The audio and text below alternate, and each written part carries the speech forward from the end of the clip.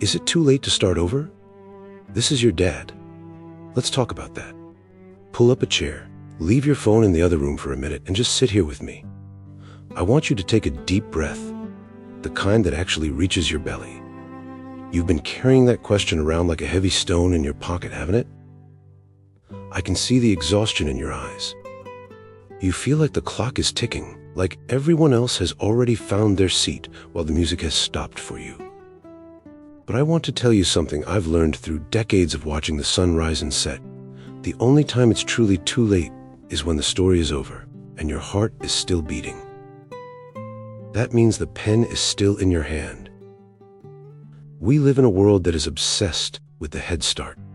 We are told that if we haven't found our career by 25, or our soulmate by 30, or our fortune by 40, we've somehow failed the exam.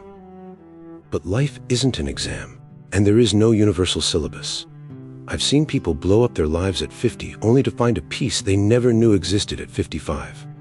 I've seen people start medical school at 40 and become the kind of doctors who actually listen because they had 40 years of life to teach them empathy. Starting over isn't a sign of failure. It's a sign of profound courage. It's you looking at a life that no longer fits and having the integrity to say, I deserve better than this version of me. I know the fear that's keeping you up at night. It's the sunk cost fear. You look at the years you spent in that degree, that job, or that relationship, and you feel like if you leave now, all that time was wasted. But I want you to shift your perspective. Those years weren't a waste. They were the tuition you paid for the wisdom you have now. You couldn't be the person who is ready to start over if you hadn't gone through the version of you that tried to make it work.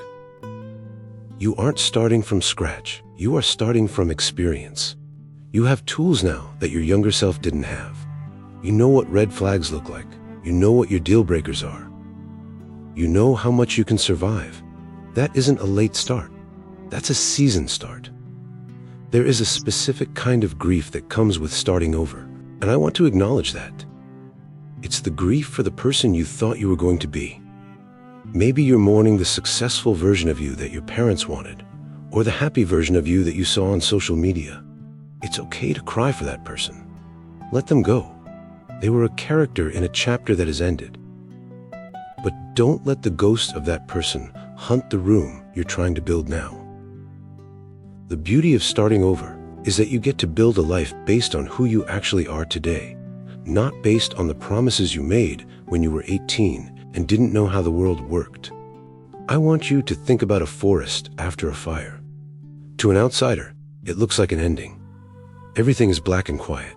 But if you look closely at the soil, you'll see that the heat of the fire is exactly what some seeds need to finally crack open. The ash becomes the fertilizer for the next generation of growth. Your starting over is that post-fire growth. It's going to be green and fragile at first.